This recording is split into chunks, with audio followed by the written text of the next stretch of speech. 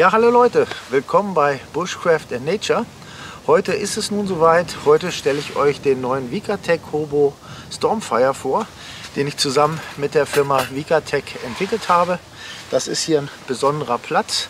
Hier habe ich schon mal vor über einem Jahr gesessen und habe das erste Review gedreht über die Vikatech Hobos. Das war damals der Flexfire 4 und der Flexfire 6 Premium. Und die haben mir so gut gefallen, dass ich damals ein Review drüber gedreht habe. Daraufhin hat sich die Firma Vikatech bei mir recht herzlich bedankt und haben gesagt, wenn ich noch irgendwas testen möchte, könnte ich das gerne tun. Ja, und ich habe mir daraufhin den kleinen leichten Lightfire schicken lassen. Der hatte mir nicht so zugesagt, der war sehr windempfindlich und das Ascheblech war sehr groß. Da ist die Kohle durchgefallen und hat den Boden verbrannt und das hat mir nicht so zugesagt. Ja, und dann habe ich noch ein paar Ideen gehabt. Die Kritik und Anregungen habe ich dann in dem Video an die Firma Vikatech gerichtet und siehe da, sie haben sich der Kritik angenommen und wir haben zusammen einen komplett neuen Hobo entwickelt mit vielen neuen Funktionen und Features, die sonst kein Hobo auf dem Markt hat. Ja, und das ist er nun. Das ist der Vikatech Stormfire. Der ist ungefähr so in der Größe wie die beliebte Bushbox LF. Der Stormfire ist optimiert für den Spiritusbetrieb, möglichst effektiv und windgeschützt. Durch die zu verschließende Brennkammer wird die Alkoholflamme kaum vom Wind angegriffen und die Wärme kann besser zum Topf gelangen. Dadurch benötigt ihr natürlich auch keinen zusätzlichen Windschutz. Befeuern kann man den Hobo natürlich auch mit allen anderen Brennstoffen wie Holz, Esspit, Holzkohle oder sogar Holzpellets. Bei dem Stormfire handelt es sich um einen sogenannten Steckhobo im Gegensatz zu dem Falthobo. Der Aufbau geht nicht viel langsamer, der ist ruckzuck zusammengesteckt wie das Klapppatent, wenn es hakelt. Des Weiteren hat der Hobo auch einen Vorteil, dadurch, dass er ein Steckhobo ist. Ihr könnt ihn nämlich komplett in alle Einzelteile zerlegen und die Teile und den Brennraum viel besser reinigen. Des Weiteren könnt ihr defekte oder verloren gegangene Einzelteile einzeln bei der Firma Vikatech nachbestellen, ohne komplett einen neuen Hobo kaufen zu müssen. Okay, dann zeige ich euch den Hobo jetzt mal im Detail. Geliefert wird der Hobo in einer robusten Tasche aus schwarzem Segeltuch. Das ganze Set, wie es ausgeliefert wird, wiegt 500 Gramm. Bestehen tut das aus einem Rückteil. Das ist auch hier mit der Nummer 1 beschriftet, weil man das beim Aufbau als erstes verwenden muss. Dann haben wir zwei Seitenplatten. Die sind dann auch mit der Nummer 2 beschriftet. Dann haben wir des Weiteren eine Frontplatte. Die ist mit der Nummer 3 beschriftet. Dann kommt die Brennplatte. Dann eine Ascheplatte. Und einmal das Windschutzblech. Des Weiteren haben wir noch zwei Topfhalter, also ein Set. Und im Zubehör zu erwerben ist einmal die Trangia Halteplatte, die wiegt 30 Gramm. Dann haben wir die Grillplatte, die wiegt 74 Gramm. Und einmal eine Pelletplatte, die wiegt 47 Gramm für den Betrieb mit Holzpellets. Gefertigt ist der Hobo aus einer Edelstahl-Titan-Legierung. Des Weiteren sind alle Ecken abgerundet, damit der Hobo sich nicht verhakt, wenn er in die Tasche geschoben wird. Gut, dann baue ich mit euch den Hobo mal zusammen. Zuerst nimmt man die Rückplatte, dann nimmt man ein Seitenteil, steckt das ein. Das zweite Seitenteil steckt das ein. Dann legt man den Hobo am besten auf den Rücken. Macht die Brennplatte in den dafür vorgesehenen Schlitz, dann das Ascheblech, das kann man dann so ein bisschen mit dem Finger halten, klappt es zusammen und schon habt ihr den Hobo fast zusammen. Jetzt nur noch die Frontplatte stecken, so, und die beiden Topfhalter, wenn ihr es braucht. Gucken, dass es auch passt, dass es gleich ist. So, und schon ist der Hobo zusammengebaut. Also es dauert nicht länger wie ein Falthobo. Und wenn jetzt eben Sturm wäre, würde man hier noch das Windblech vormachen. Durch den großen Abstand der Brenn- und Ascheplatte zum Boden wird ein möglichst guter Hitzeschutz des Untergrunds gewährleistet. Okay, dann zeige ich euch jetzt mal alle möglichen Aufbauvarianten und die Gewichte der einzelnen Varianten hintereinander.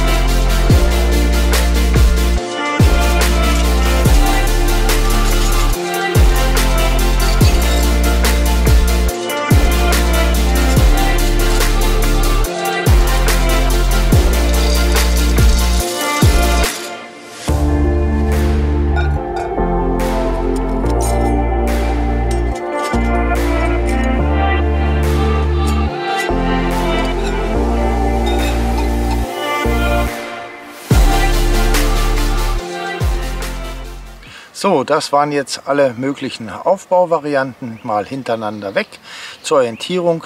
Und jetzt stelle ich euch mal im Detail die Topfhalter vor. Die sind nämlich ein zentrales Teil dieses neuen Hobos mit vielen Funktionen. Das erste, was auffällt, sind diese großen Löcher und die Breite des Topfhalters. Jetzt zeige ich euch erstmal, wozu denn die großen Löcher da sind. Und zwar, wenn ihr den Hobo in Betrieb habt und ihr habt keine Handschuhe mit, dann könnt ihr die heißen Topfhalter mit dem Ast ganz einfach abheben. Des Weiteren haben die Topfhalter einmal eine tiefe Einkerbung und einmal eine flache Einkerbung. Das ist wichtig für die Funktion im Sturmbetrieb. Wenn ihr jetzt die Topfhalter tief einsetzt, sind die auch wirklich bündig mit dem Hobo. Das heißt, ihr könnt hier auch eine Tasse so draufstellen. Das hatte ich ja bemängelt.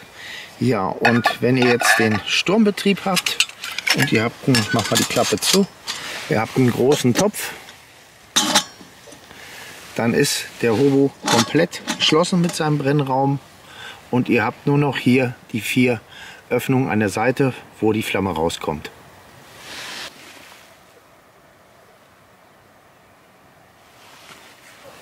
Benutzt ihr einen kleinen Topf im Sturmbetrieb, ist das bis zur Kante oben geschlossen. Das heißt, der Wind kann nicht unbedingt so angreifen. Er kann höchstens hier durch die kleinen Ecklöcher rein, aber die Alkoholflamme brennt ja in der Mitte. Das stört nicht so und hier oben ist schon der Topf. Also die Angriffsfläche für den Wind bei kleineren Töpfen ist auch recht gering.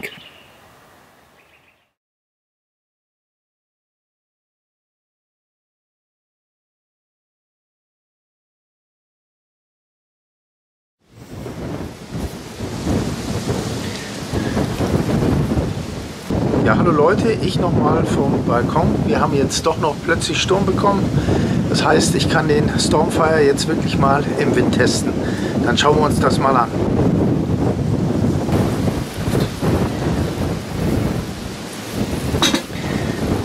So, dann werde ich erstmal versuchen, mit dem Sturmfeuerzeug hier den Brenner im Sturm anzukriegen. Mal gucken, ob das klappt. Ja. Oh, schon aus, seht ihr, wie windig das ist? Gut, dann machen wir das anders.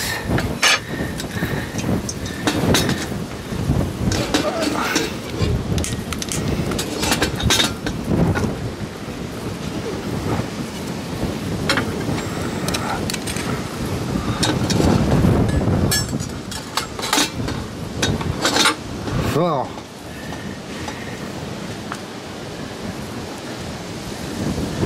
Das brennt. So, wie man sehr schön sieht, brennt jetzt der Trangia in dem geschlossenen Brennraum. Der Wind hat keine Chance, die Flammen auszublasen und die Hitze geht schön zentriert auf den Kessel.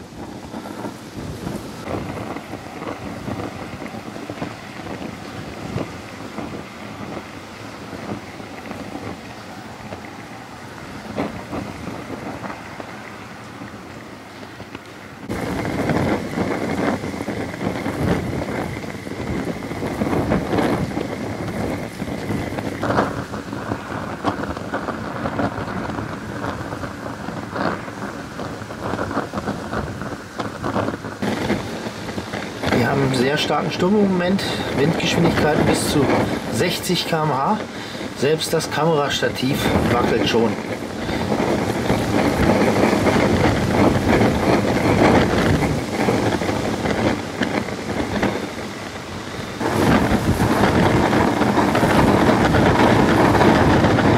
Richtig heftiger Wind.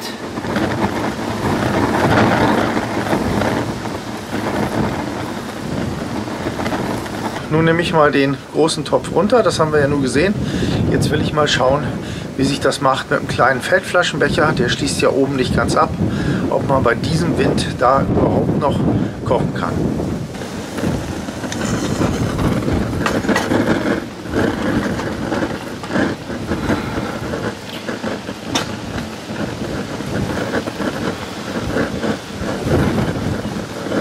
Also wie ihr seht, der Wind schafft es nicht, die Flamme auszupusten und der Feldflaschenbecher ist ziemlich im Feuer.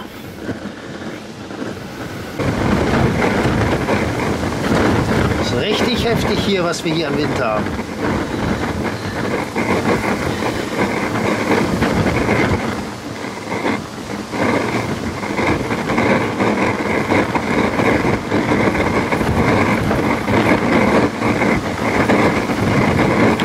Der Hobo steht jetzt mitten im Sturm. Es kommen immer wieder Windspitzen. Der Trangia geht nicht aus. Ist klar, dass die Flammen aus der Brennkammer rausgeweht werden jetzt, weil er oben offen ist. Aber der Kocher funktioniert auch bei dem starken Sturm.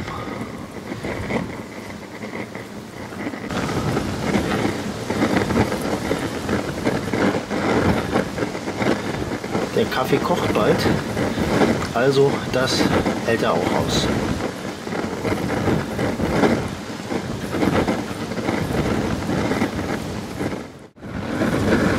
Und wie ihr seht, der Kaffee kocht top.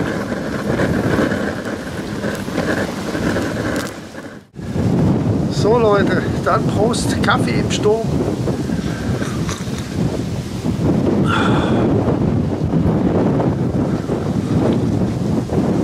Mein lieber Mann, ist das windig.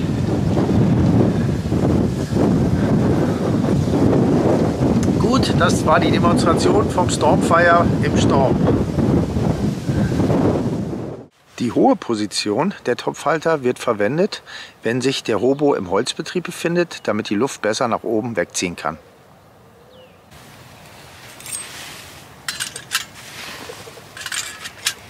Das ist vor allem wichtig bei großen Töpfen, damit die Flammen schön hier oben raus können und den Topf umschließen können.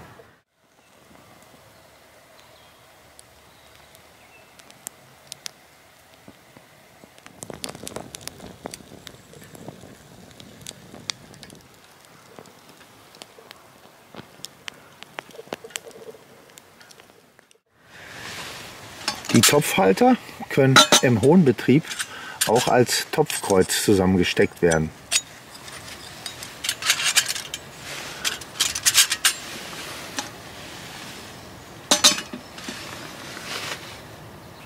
Des Weiteren kann man die Topfhalter im Grillbetrieb auch als Luftregulierung für den Hobo benutzen. Dazu kommen die Topfhalter unter das Ascheblech und hier im Hobo hat es so kleine Schlitze. Da passen genau die Schlitze von den Topfhaltern rein. Das heißt, ihr könnt dann hier regulieren in zwei Positionen. Einmal, das ist ein bisschen schlecht jetzt mit dem Stein. So, einmal habt ihr ganz geschlossen, da habt ihr die Luftzufuhr fast abgeregelt. Oder ihr nehmt die tiefe Position. Da ist der Hobo dann halb geöffnet.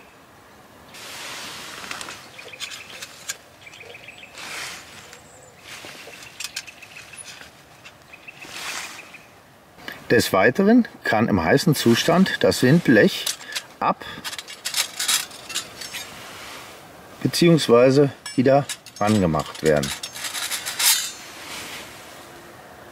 Natürlich kann der Hobo im heißen Zustand auch mit den Topfhaltern versetzt werden. Dazu hat es an der Seite Schlitze, da hakt man ein und dann kann man den ganzen Hobo wegnehmen.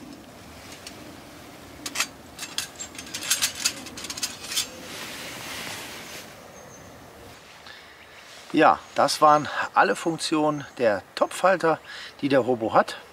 Ich denke, wir gehen jetzt mal in den praktischen Teil über.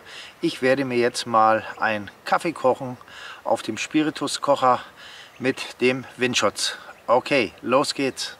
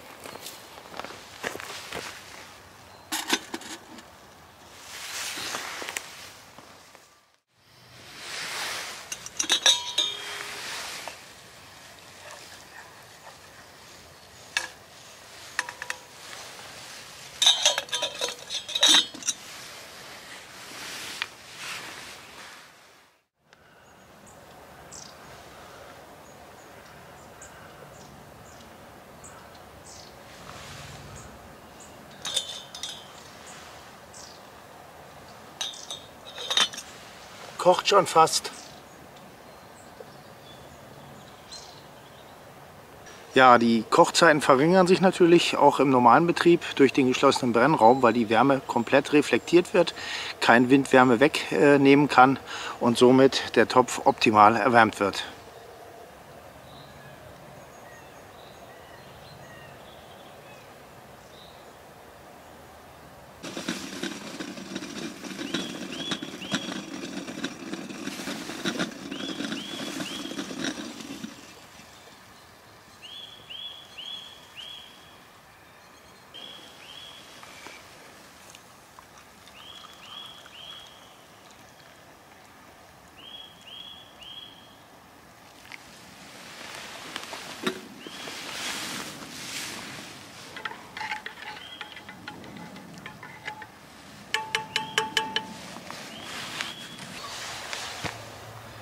Okay, dann erstmal Prost Kaffee.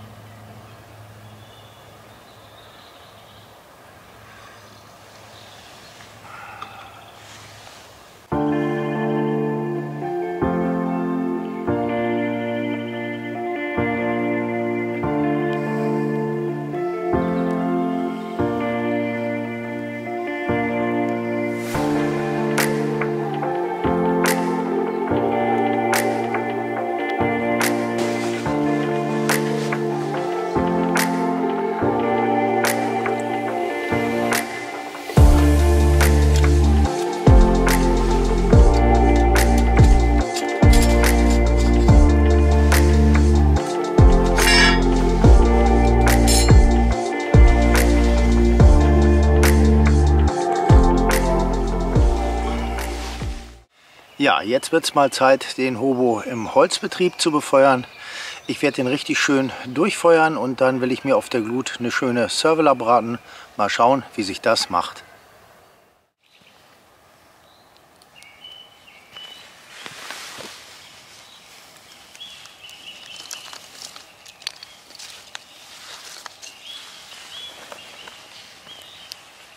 So, ich habe jetzt alles umgebaut, den Hobo jetzt in Holzbetrieb, die Sachen vorbereitet und jetzt werden wir den mal richtig schön anfeuern.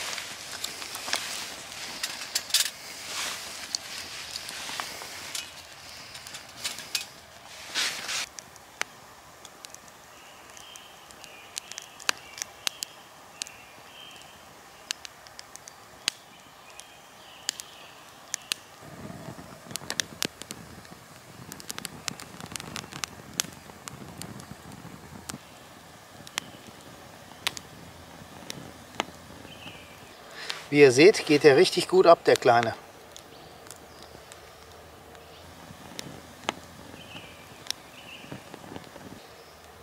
Und das ist kein trockenes Holz, also lang getrocknet. Ich habe es zwar vorbereitet, weil ich sonst den Dreh nicht geschafft hätte, aber das ist frisch aus dem Wald. Also das Holz ist auch noch etwas feucht, um das Ganze realistisch zu gestalten.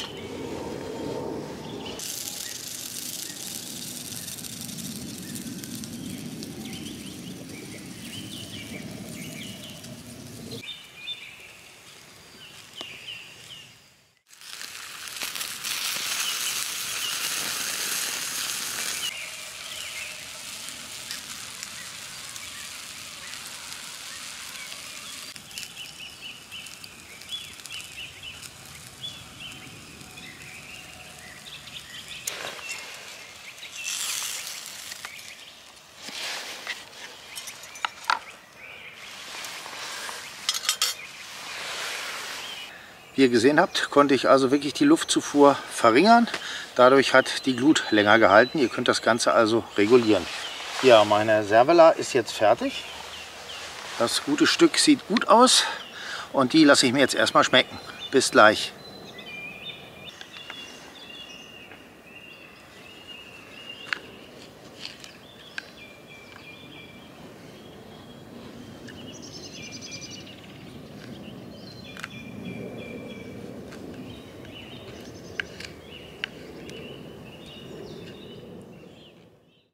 So, ich habe gut gegessen.